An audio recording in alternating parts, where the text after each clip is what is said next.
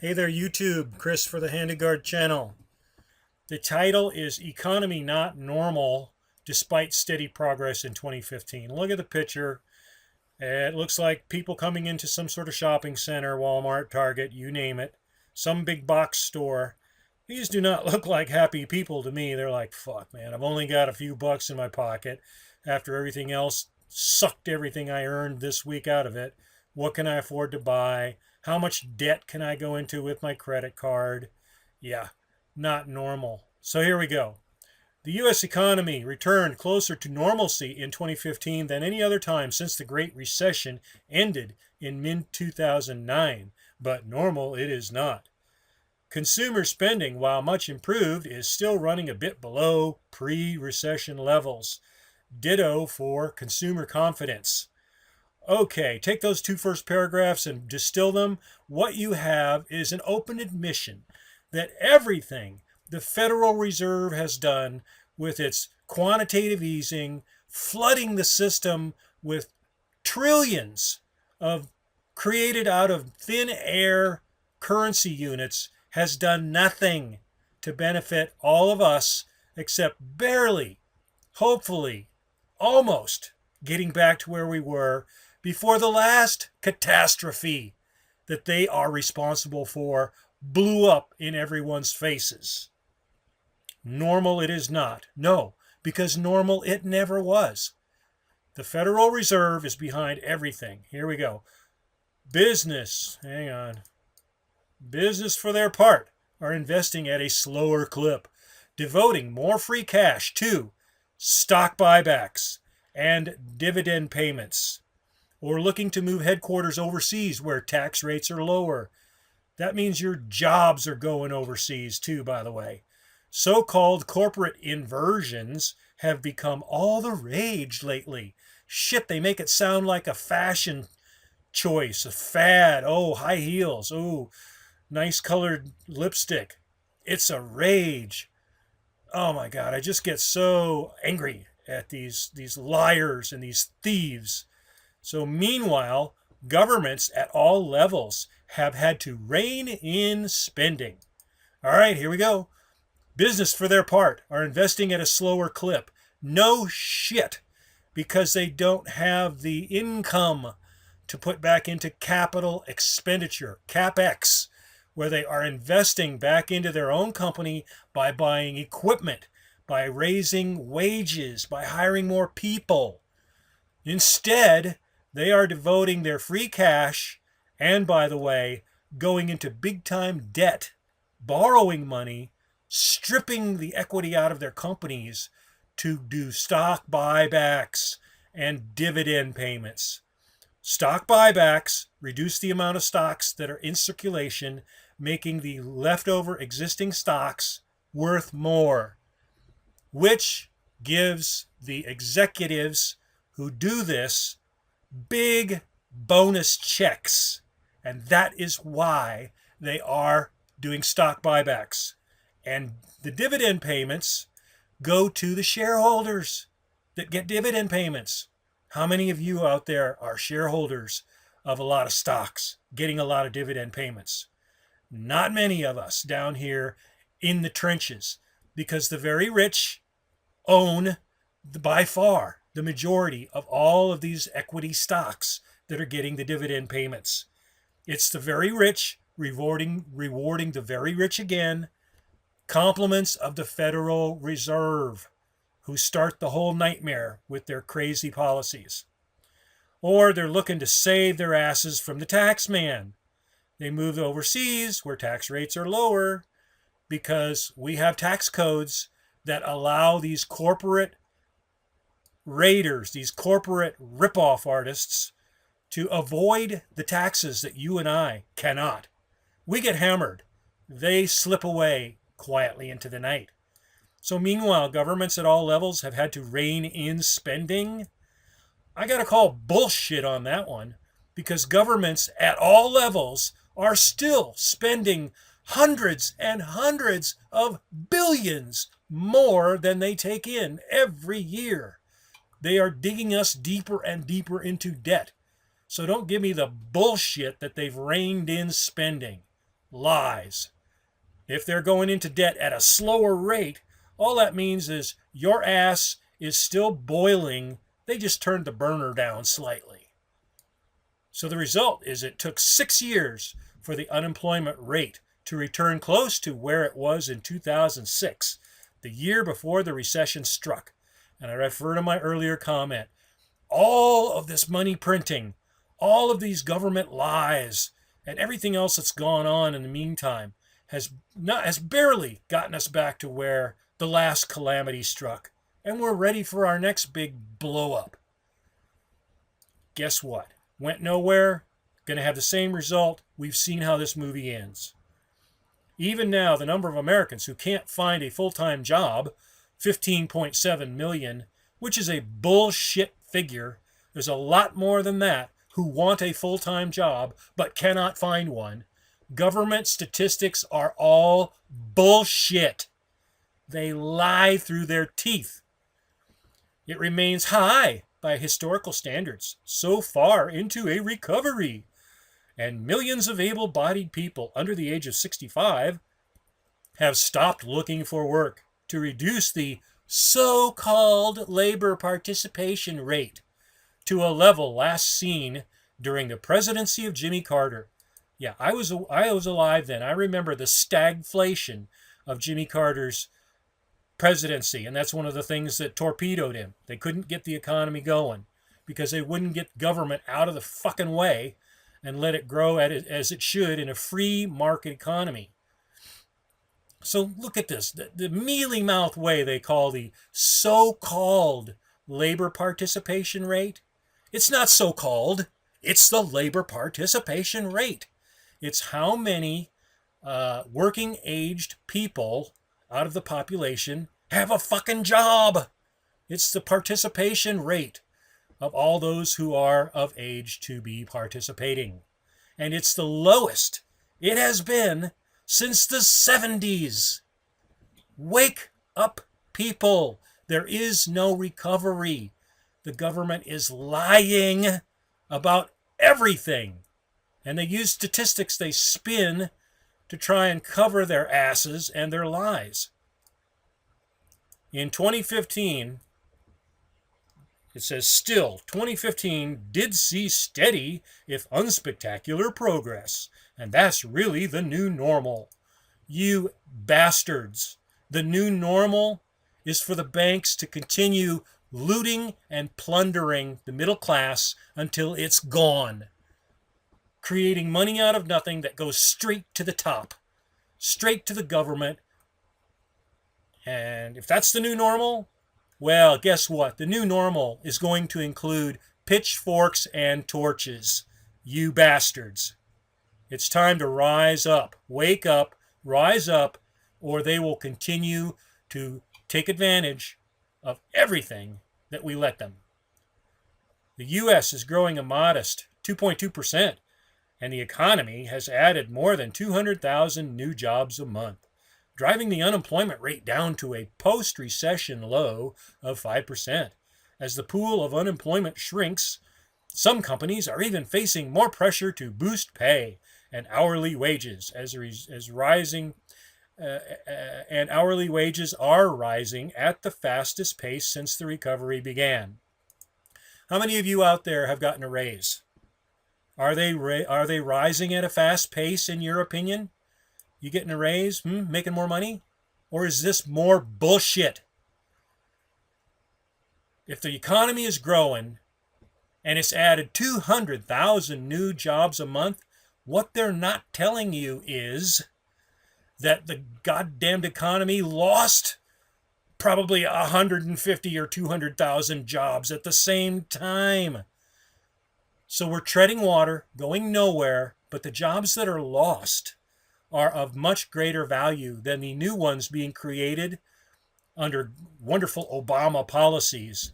Burger flipping jobs, service sector jobs, very low paying, low wage, part-time, Walmart, Home Depot jobs that you don't get health insurance with, you cannot support a family on, and you're probably going to have 2 or 3 other jobs to make ends meet.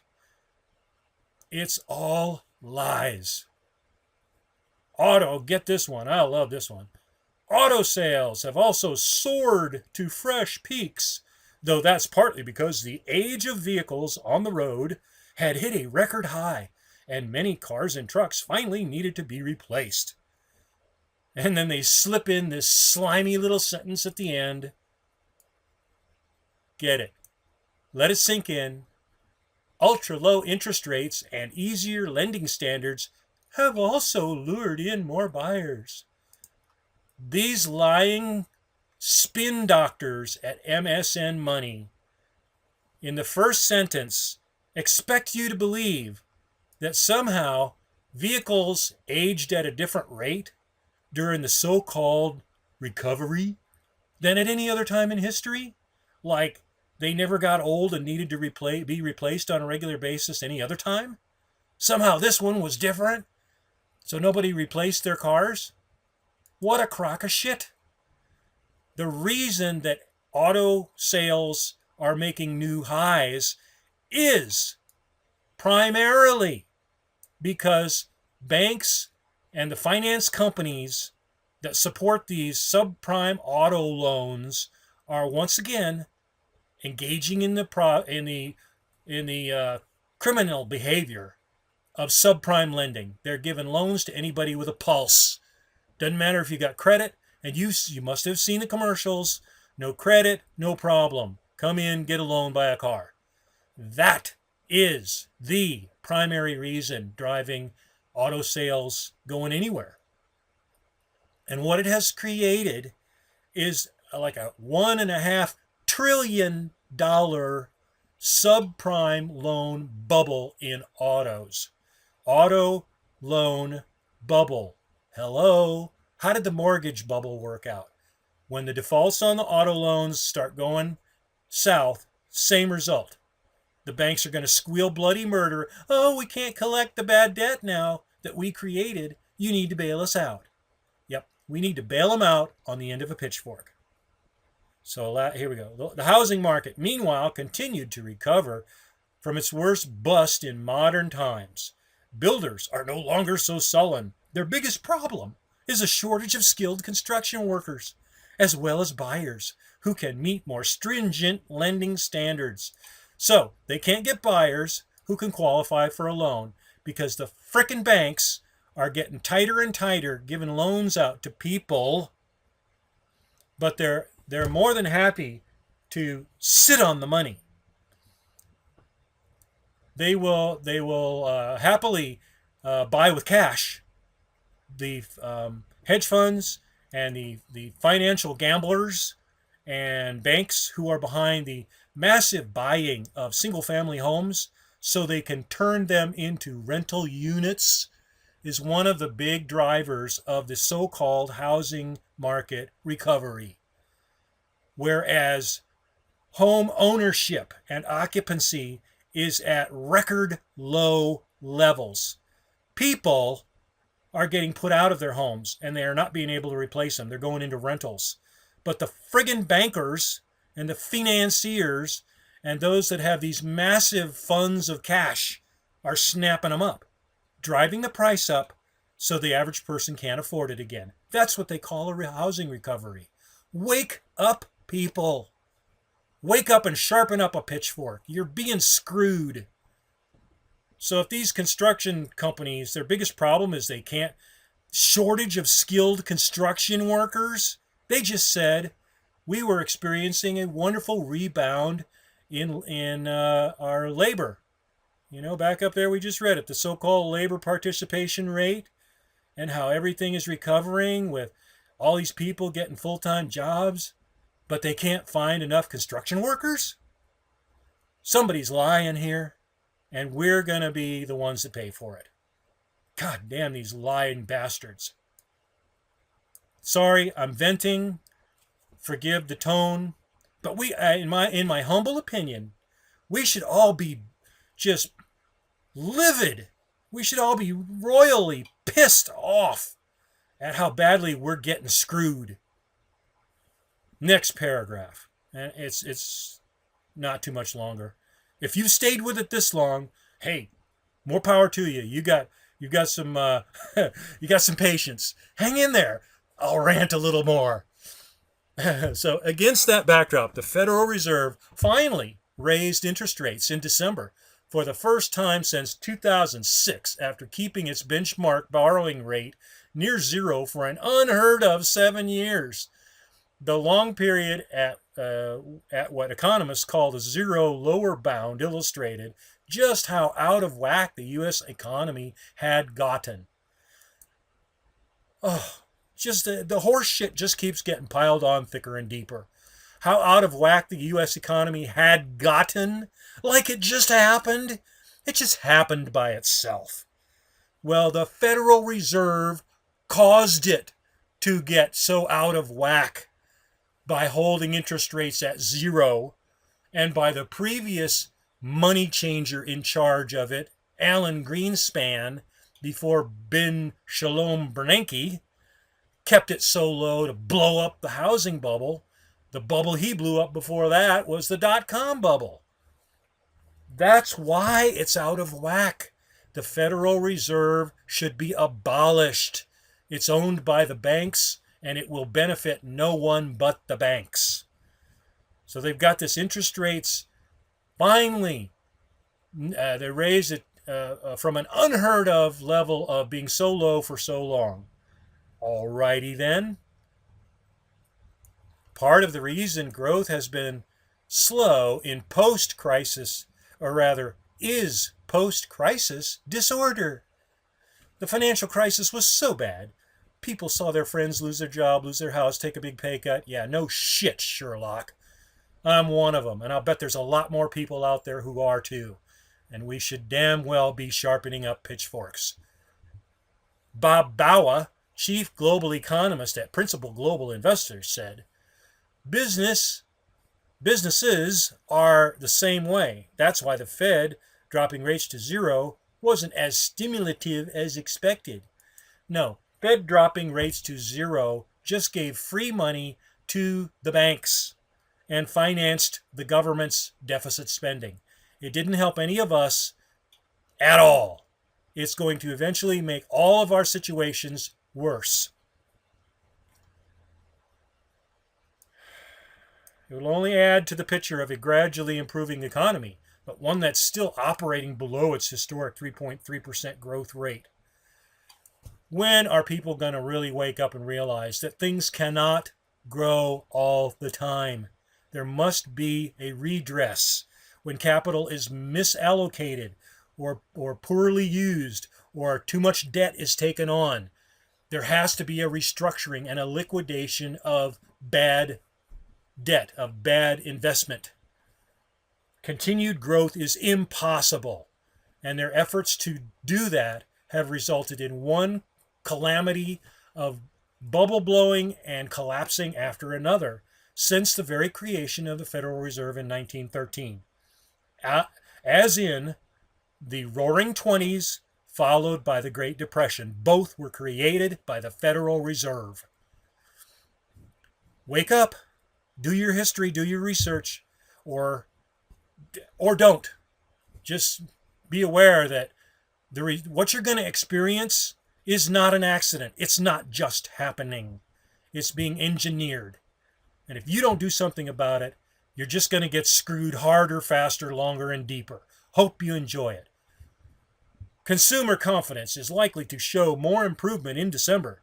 The lowest gas prices in years are bringing good cheer. The number of layoffs, as shown by initial jobless claims, are the lowest since 1973. Pending home sales are also expected to rise again. Let's paint a nice rosy picture out of the shitstorm that we've got.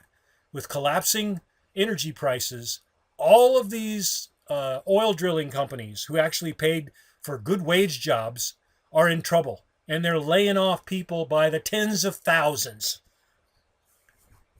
Okay, so initial claims for unemployment have gone down. That doesn't mean that there are fewer people unemployed. That just means that, well, last month a few less people applied.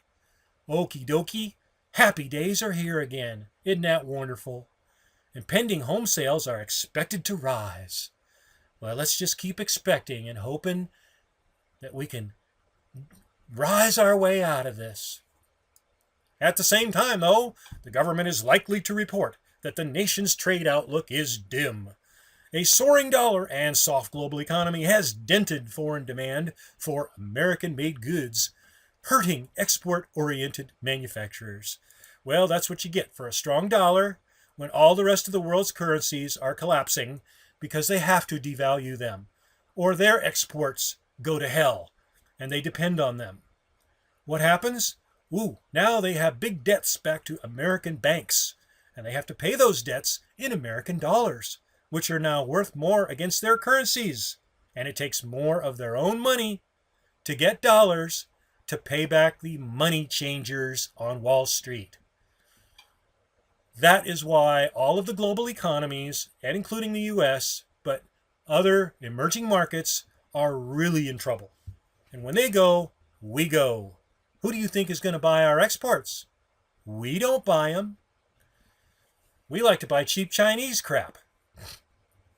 It ain't getting better. It's going to get worse. The damage done to sales and profits of manufacturers and other large U.S. corporate icons has been a big headwind on the economy in 2015, reducing their appetite to invest or hire at the same rate as in 2014. The pressure is likely to persist, at least through the early part of next year. Yes, sales and profits of manufacturers have been in trouble. Other large corporate icons. Big headwind? Yeah, no shit. That's why they're buying their own stocks back with the stock buybacks and dividend payouts, because these corporate executives care about one thing: profits, and in particular, making it look good to the shareholders so they get their bonuses. These corporate executives are all about getting their bonuses. Doesn't matter how they do it. Make it look good, collect your bonus, and haul ass. That's why they're buying their own stock backs, even if it destroys their own company. They're just trying to get out early before the shit hits the fan. The first big question as 2016 approaches is whether another bout of unusually poor winter weather and other factors trigger a poor first quarter again. More spin in the bullshit factory. Every year, they blame whatever happens in the first quarter on the weather. Doesn't matter if it's warm, cold, it's always the weather. Okay, throw the goddamn first quarter out the window and average the whole year. Forget the weather excuse, you lying bastards. And let's see how'd you do on the whole year. Went nowhere again, didn't it? Yeah, liars. Look out for them. They're going to be lying about the harsh winter, and that's why sales are in the toilet starting in January. The U.S. economy has grown by an average of 0.8% in the first 3 months of the year since 2010. By contrast, gross domestic product has expanded by an average of 3.1% in the second quarter, 2.2% in the third, and 2.6% in the fourth. No, it hasn't. That's horseshit. And furthermore, I refer to my earlier statement, and I stand by it. I'm no economist, but in common sense terms, things cannot continue to grow all the time. You cannot continue to blow up a bubble. Sooner or later, it pops. There has to be shrinkage. There has to be recession. It's healthy. It gets rid of the dead wood, the malinvestment. And the Fed has prevented this healthy redress for so long now. You better buckle your seatbelts out there. You ain't in fucking Kansas anymore, Toto. The next one's going to be far worse. If the same pattern repeats itself, don't expect the Fed to move quickly to raise interest rates. I have to laugh. Don't expect them to move quickly? Like, what the fuck have they done for the last 10 years? They haven't moved anything quickly. These idiot, clueless clowns in the Eccles building, the Federal Reserve head people, the money changers du jour, don't know what they're doing. They even say they've made it clear it plans to proceed glacially. They're going to go forward at the speed of a friggin' glacier. A sure sign that Fed honchos think the economy will need support for the foreseeable future. Bullshit. It's a sure sign that these idiots don't know what they're doing. Their only concern is to protect the banks at all cost, because that's who owns and controls the Federal Reserve. We must abolish the Federal Reserve, or they're going to continue to eat our lunch until there's nobody left but them. Final sentence. Just as the U.S. economic recovery has been a slog, the Fed's return to interest rate normalcy will be a marathon, said Scott Anderson, chief economist of the Bank of the West. Okay, that's the end of my rant. This kind of stuff just makes me crazy because it's one lie, one misrepresentation, one spin of whatever statistics they claim after another to deceive you, to distract you until it's too late and you are in the throes of the next complete and total financial, meaning banker meltdown. The economy, the financial sector, are the money changers. Sharpen up a pitchfork, people. Wake up. The money changers are public enemy number one. And their primary tool for ripping you off is the Federal Reserve System. Wake up. Rise up. Sharpen up a pitchfork.